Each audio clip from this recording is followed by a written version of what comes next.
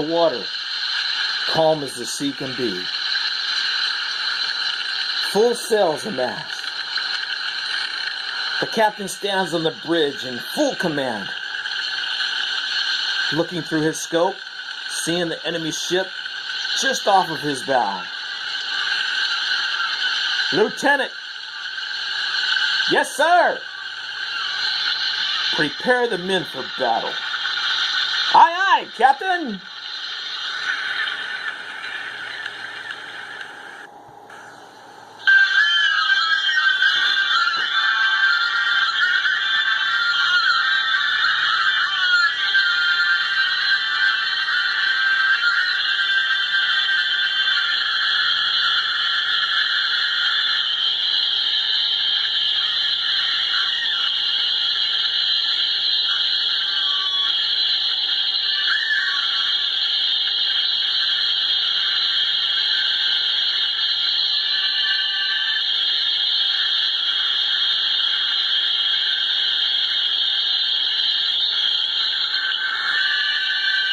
The battle rages on between the two ships, the captain and his ship in pursuit of renegades and pirates.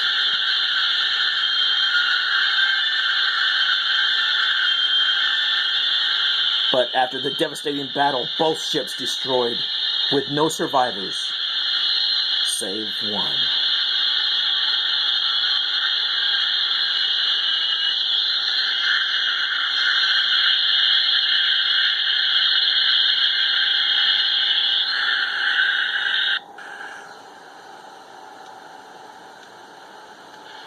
The water once again calm, with few waves, and no ships in sight. The beach with its sole survivor spread out. The waves awaken the tuckered out soul as he lie there. As he comes to, he scans the horizon of the water to see no ships or people in sight. He grows with agony over the thought of being the only survivor.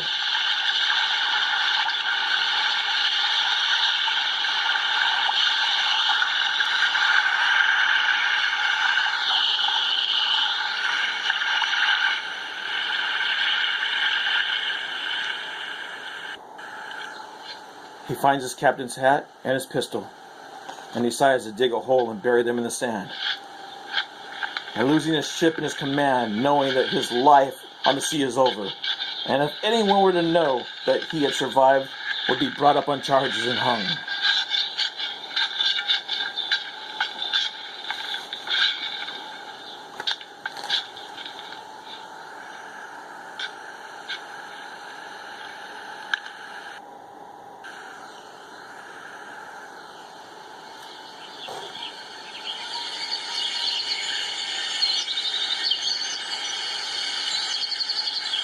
As he walks along down the road, away from the sea, he comes along a farm with clothes on a clothesline, a black shirt, blue canvas pants, and a brown brim hat.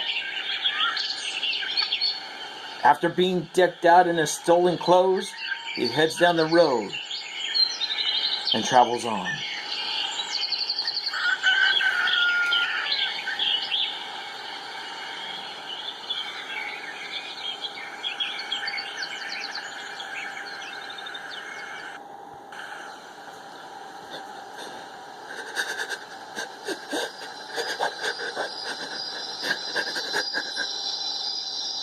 With night, it's cold.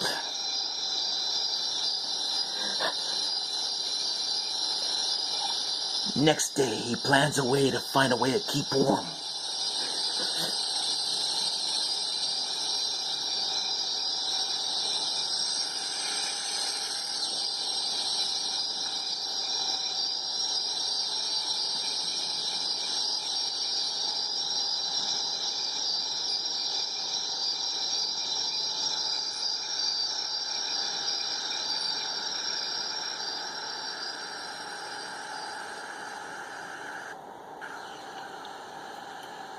Next day, another farm with a clothesline.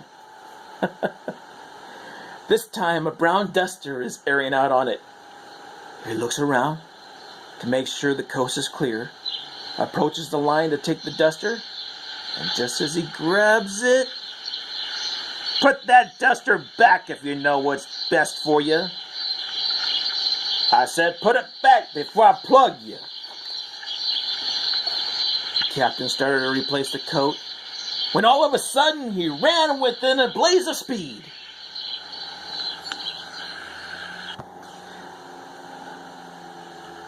Just as the stranger fired, loaded and fired again. "You cotton-picking thief! You're gonna get yours! Karma's up!" He trails off, hiding and making sure that he hadn't been followed. The captain began to rest a bit.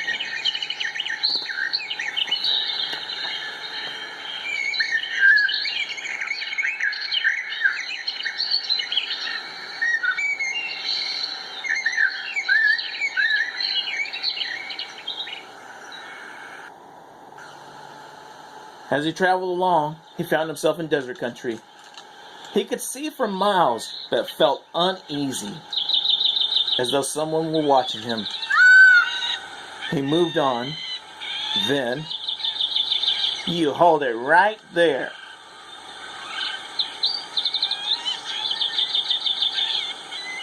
"Give me your wallet." "Sir, I have no wallet."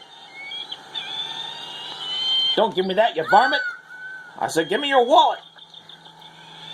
Okay, take it easy." As the captain reached where his wallet would be if he had one, pulled out his hand, charged the thief, grabbed the hand holding the pistol, pushed it in the air with the struggle over the gun.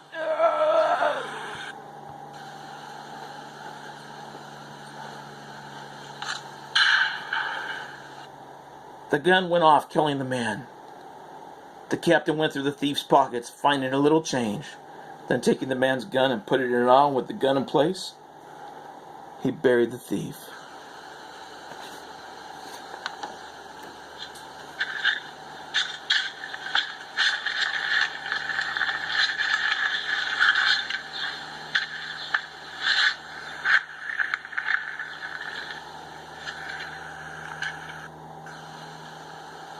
As he traveled, he would stop and look around, wondering where and when he would stop to put down new roots. But how? He had no job, no income, and no stake to start a place. And just then it hit him. A stagecoach. In the distance, as much as he disliked the idea, a road agent might be the only way to get what he needed.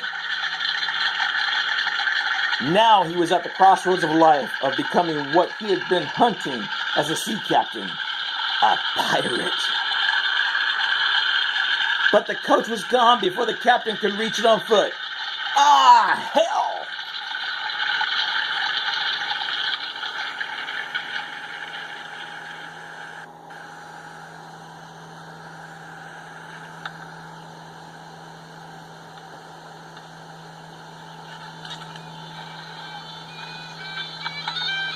He then traveled on and came to a town.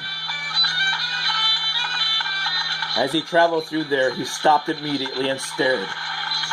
Then and there he knew it was over, and he was finished.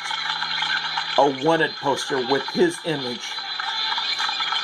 Wanted for dereliction of duty, Captain John Breckenridge, $5,000. Here he thought he would be considered dead and forgotten. But somehow, someone found out he was alive.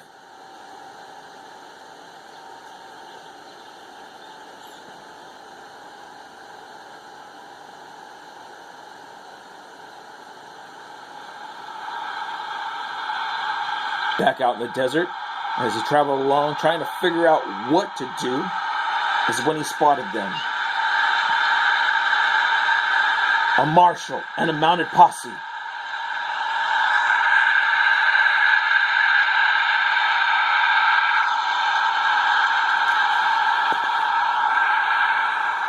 So he ran to hide in the rocks.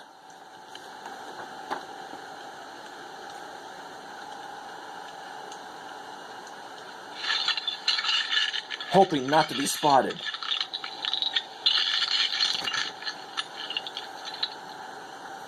Hiding in the rocks, he was watching them ride around for hours.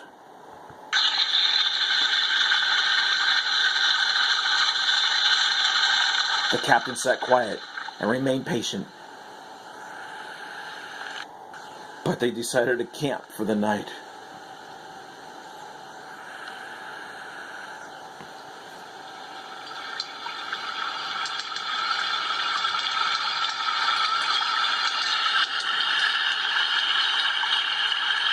As he watched them camp, he sipped some water and ate a couple of crackers.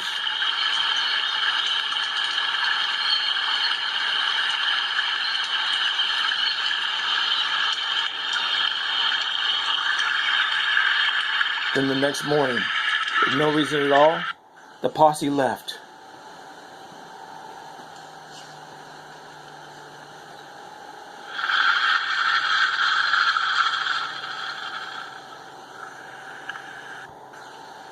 After waiting for a while, the captain left his hiding place. He traveled along, then another command from a stranger. "Hold it, Cap. You're under arrest." Deputy, you have the wrong man. I'm a cowhand." "Then where's your chaps and your horse, Cap?" "Now drop that gun belt." "Okay, I'll..." The captain grabbed for his stomach and doubled over. He came out with his pistol.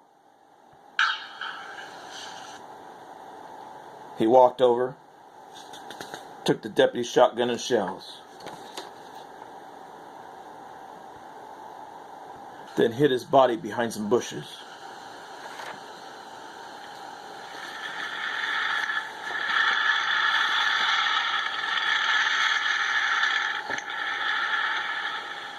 But before he could grab the deputy's horse, it had fled off with the shots he had fired. Now with a shotgun and a pistol to defend himself, he's now a bigger fugitive. With murder on the books along with dereliction of duty, a wanted poster now saying so. And the price, $10,000, wanted, dead or alive. While hiding in the rocks, the posse returned.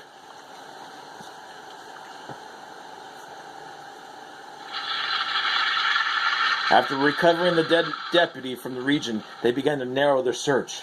The captain watched as they rode.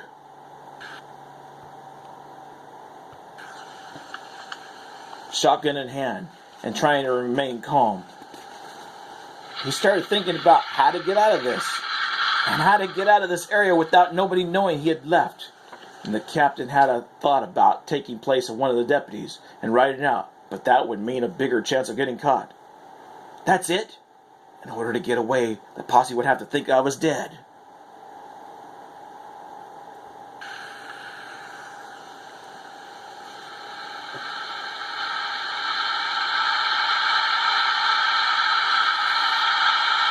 The captain made it to the top of a rise overlooking a large river stream.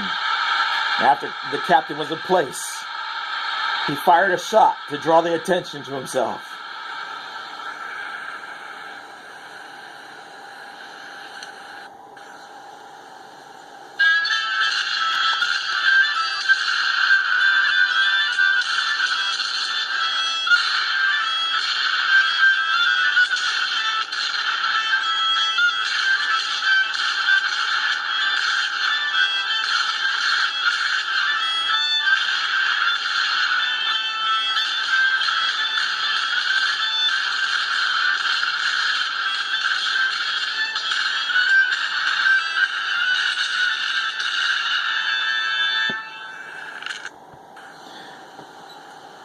Then he fell off the cliff right into the water. The posse arrived to the rise and looked over the edge. Great! The marshal was mad. Now we're going to have to look downriver for his body. Well, let's get started. Meanwhile, with the water being a swift-moving body of water, the captain had gone a few miles down the river before deciding to disembark the opposite side from where he went in. Looking for a place that would not leave his prints in the ground, he wanted the posse to think that he had flowed clear to the sea, so he would be free to travel. After clearing his way and getting away from the river, he got to a place to hide and see. After a while, sitting there, he saw the posse ride by.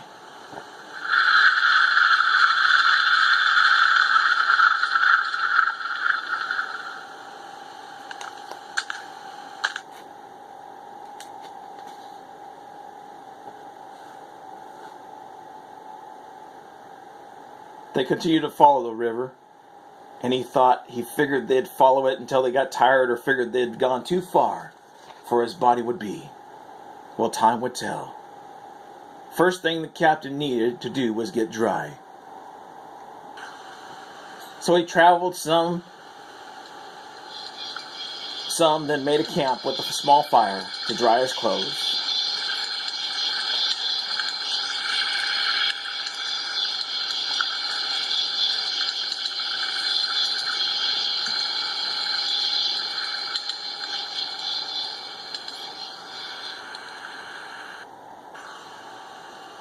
The next morning, while the captain was getting dressed, "You touch that gun and I'll cut you in two. Put up your hands." The captain slowly turned around, and his face went all white as a ghost. "Yes, Captain Breckenridge, I'm not the brightest marshal in the world, but I've been around to see all kinds of tricks. Now then, you're under arrest. Now you back up away from those guns, or you will die right here. I don't take chances." Kept up his hands and backed up. The marshal picked up the guns. "Okay." He motioned. "Let's go."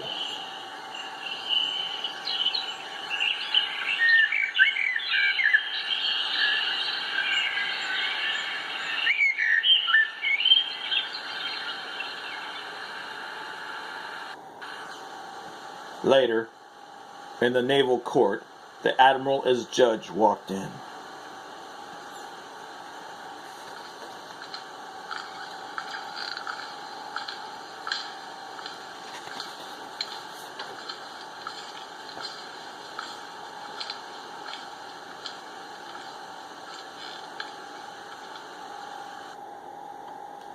"Captain Breckenridge, this board has found you guilty of dereliction of duty. It has also found you guilty of murder of a deputy marshal. For theft of clothing, you have absconded with the firearms you have absconded with in your travels. Now, is there anything you'd like to say before this panel passes sentence?" "Yes, there is."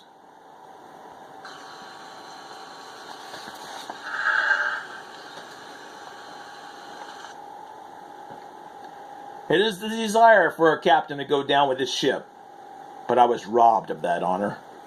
In surviving my command, it was not my desire to survive when my whole ship and command was lost.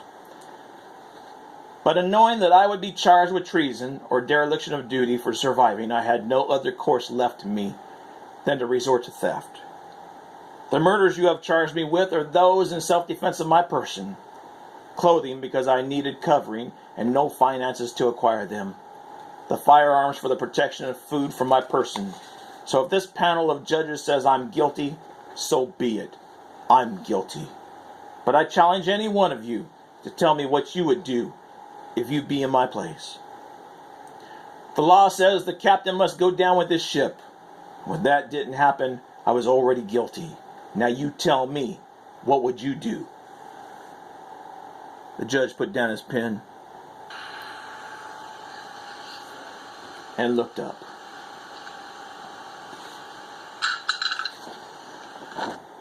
"Had you turned yourself in immediately, you would have been dishonorably discharged for the loss of your command, and may have served a life sentence for the loss of your ship. Property of this government you can't afford to replace. And for the crew that died under your command for a bad course decision that cost them their lives. But with the charge of murder you've been found guilty of, Because if you had been where you were supposed to be, that deputy marshal would still be alive. The judge picked up his gavel. Now here is our ruling, Captain John Breckenridge. Our sentence is death. And you shall hang by the neck until dead.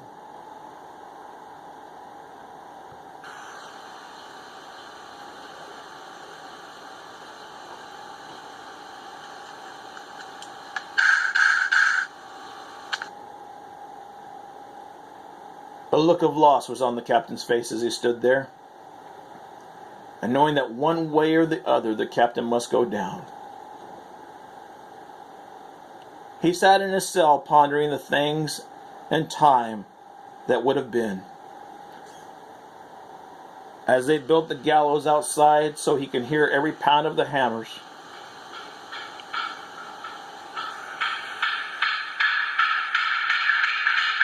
And every cut of the saw.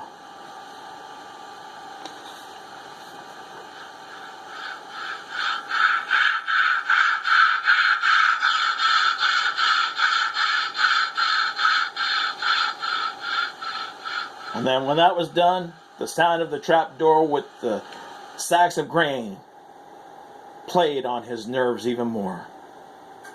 Son, can I talk to you about your soul? The preacher stood by the cell door. Preacher, I'd rather be alone if it's okay. Hell is a serious place, son. You don't want to be there. God doesn't send people to hell for circumstances, preacher. My conscience is clear. You can go. May God have mercy on your soul, son. The preacher laughed.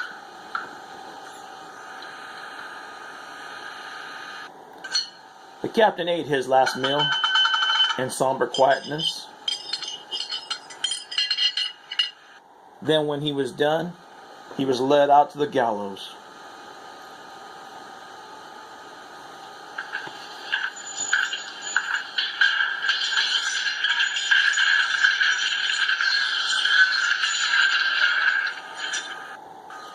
As he walked up the 13 steps, he could feel a breeze blow across his face.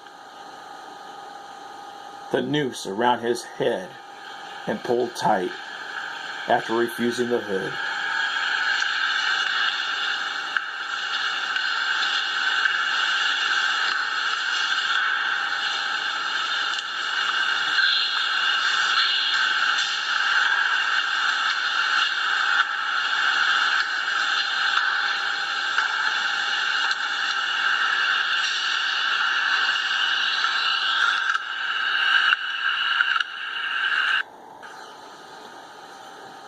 The hangman stood there.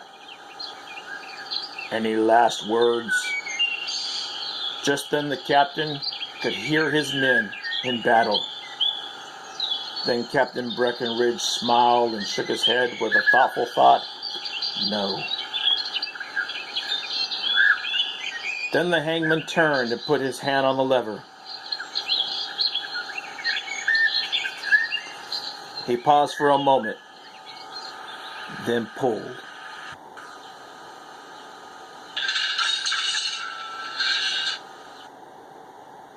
The trapdoor opened. The captain's body fell, and with the moment his neck snapped with the weight of the fall. As he hung there, a somber hush fell over the ground. No witnesses except the hangman, the guards, and the admiral from Jag. Even the preacher was absent from this hanging. No singing, no peanuts being sold, and no spectators. Just an empty, somber moment as the captain finally went down with his ship.